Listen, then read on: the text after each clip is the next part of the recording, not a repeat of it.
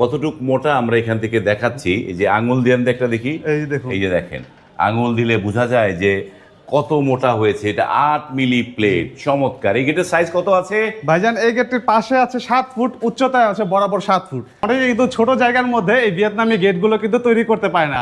আলহামদুলিল্লাহ আপনাদের সকলের দোয়ায় এবং আমাদের কাজের দক্ষতার মাধ্যমে আমরা কিন্তু এত ছোট জায়গার মধ্যেও এই ভিয়েতনামি গেট তৈরি করেছি। তো এত ভারী হওয়া সত্ত্বেও কিন্তু আমরা এখানে এমন ইঞ্জিনিয়ারিং সায়েন্স ব্যবহার করেছি, যার জন্য কিন্তু সম্পূর্ণ গেটটি আমি একটি মাত্র আঙ্গুল দিয়ে খুলবো। সম্পূর্ণ গেটটি আমি একটি মাত্র আঙ্গুল দিয়ে খুলবো।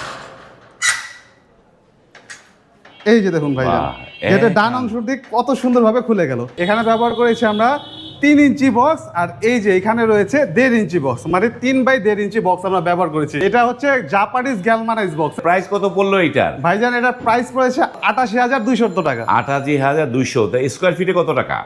স্কোয়ার ফুটে হয়েছে, যদি এখানে আমরা 3 মিলি মোটা মানের প্লেট ব্যবহার করতাম তখন প্রতি স্কোয়ার ফুটে খরচ হতো 1300 টাকা। যেহেতু এখানে আমরা 8 মিলি মোটা মানের জাহাজের প্লেট ব্যবহার করেছি, তাই এই গেটটি তৈরি করতে প্রতি স্কোয়ার ফুটে খরচ হয়েছে 1800 টাকা।